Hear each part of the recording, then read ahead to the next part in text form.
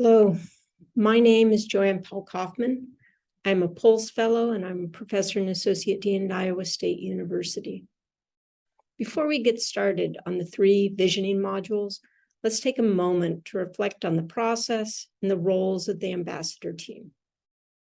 In the first part of the ambassador visit, you've completed 3 modules: experiencing change, empowering teams, and facilitative leadership.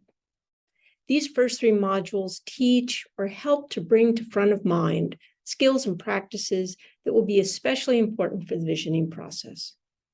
At this stage of an ambassador visit, the participants and the presenters are eager to get started on the visioning.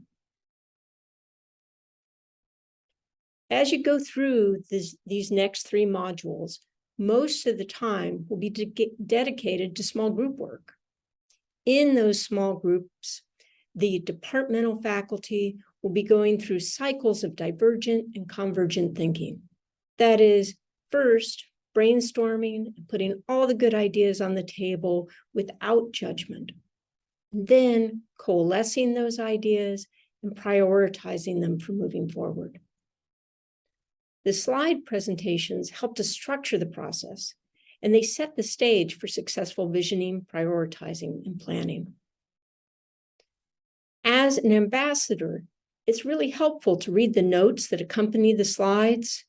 They can be really helpful and provide good insights.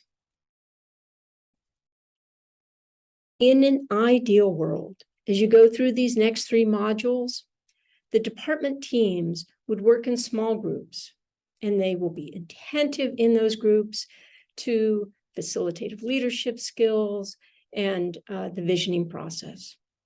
Everyone would be patient, will be focused on the goals at hand. Teams will reflect on the rubrics, prioritize student-centric goals.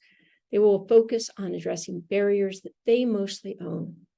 Teams will be attentive to diversity, equity, and inclusion goals and principles. However, we're all human, and there's a reason why the department invited external facilitators to come help them with this important work. It can be hard to remember, especially on day 2, all of the facilitative leadership skills. People can become impatient. They can lose sight of the goals at hand at any given point in the process. They can want to skip over things, skip the visioning to get to the barriers or the mechanisms, or move straight to action planning. Some people enjoy brainstorming, others do not. So they may need some help moving through the process.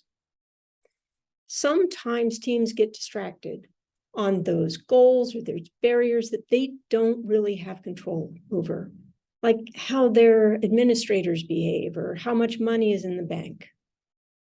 So it can be helpful to remind them to focus on those things where they have most of the control as a department. And always help remind them to come back to those DEI goals and principles. So as you go forward and you're working with the teams and you're helping them in those small groups, you want to reiterate the importance of those facilitative leadership practices. Encourage confidence in the process.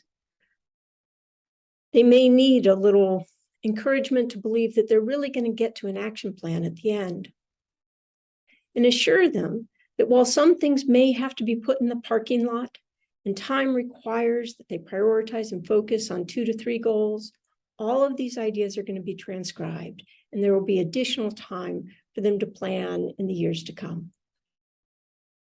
If necessary, the facilitators can help with some of the transcription and encourage those student-centric goals, including a DEI lens. In those small groups, help them to manage time, monitor progress, make suggestions when needed to get the groups back on track, provide encouragement, and help to document the lists, the priorities, and the plans. Also remember, you're part of a team too. It may feel presumptive all of us suffer a little bit from imposter syndrome when we're standing up there. But remember, you're there as an ambassador team. You've been invited. You've got this.